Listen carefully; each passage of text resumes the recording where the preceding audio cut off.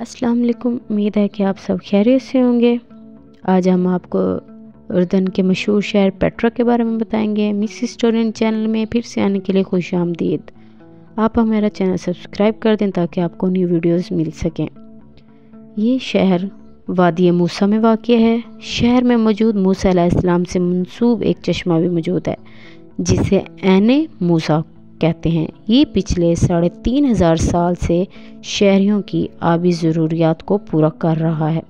اسے دنیا کا 8واں عجوبہ بھی کہتے ہیں۔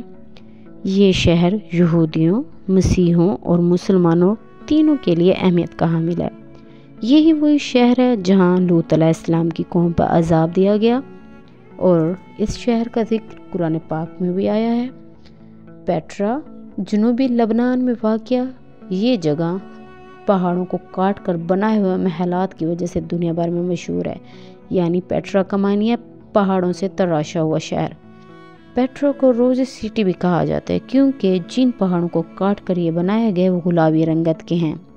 یہ ہمارا 312 قبل مسیحی میں نباتینی لوگوں نے بنائی تھی جو سعودیہ عرب، لبنان، شام اور موجود اسرائیل میں رہتے تھے۔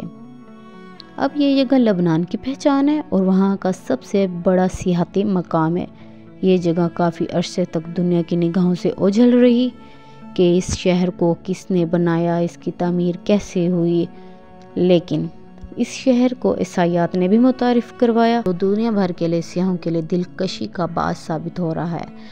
پیٹرا کو قدیم دنیا کے عجوبوں میں ایک عجوبہ ثابت کرنے کا باعث بھی بہت رہا ہے۔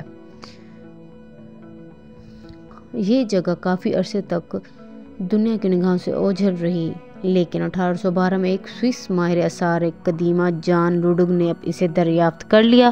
ایک معروف امریکی میگزین کے مطابق پیٹرا 28 جگہوں میں سے ایک ہے جسے آپ کو ضرور دیکھ لینا